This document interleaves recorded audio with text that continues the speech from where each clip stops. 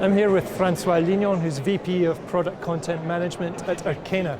François, to what extent is the business model for OTT becoming more complex, and how are operators prioritizing different types of services such as subscription, transactional, and so on? Well, sure, it depends from where they come from. If it's a telco or free-to-air broadcaster, they won't behave the same, or if it's a newcomer that just is an OTT offering, they won't have the same priorities.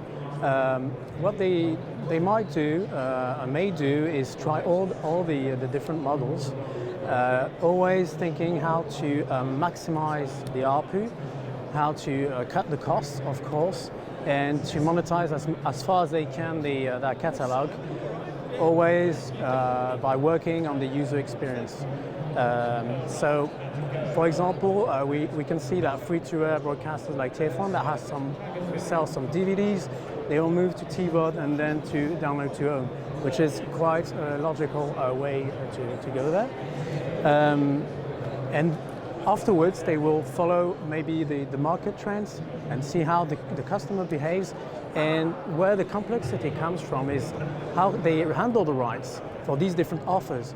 And if they do it, have a schedule, or if and start by TiVo, then linear broadcast, then catch up, or SVOD, or if they will try all of them, and in which case you may have some complexity because content will be seen in several packages.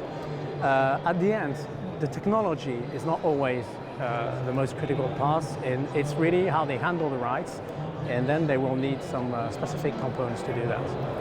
What are the challenges in building a service that can handle all these different options but is flexible enough to change as market demands change, for example?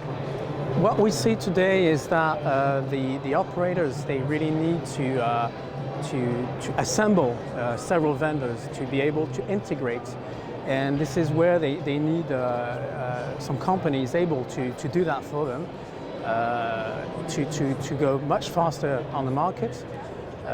And that's the way we try to answer to them, and we try to bring them complete end-to-end solutions, but also modular, so that they can change and they can follow easily the market trends, and if they need to change something, it goes much faster.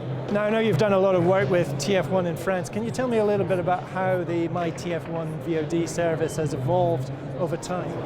So My TF1 has a big broadcast quality culture, so that was a challenge.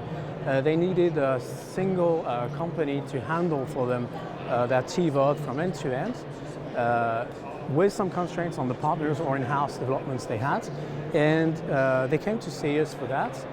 We handle this TVOD for them and then move smoothly to new models, and this is how we brought vouchers so that they could do some cross-selling, but also EST, which was a big challenge and important new feature for them, and I think they launched it on time.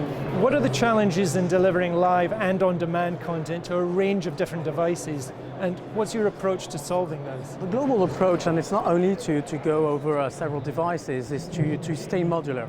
In fact, what we did is we focus on core components that are in the middle of the systems, with the OTT Service Manager, our Bibanjo tools to handle the schedule and the rights, and Harmony to orchestrate all the workflows for complex content management.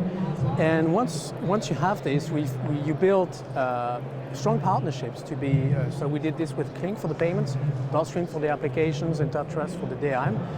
They are very strong at that, and then you are able to, in an agile way, to follow the market, to get rid of the complexity for the broadcaster, and then, of course, we can manage these on top of integrating them.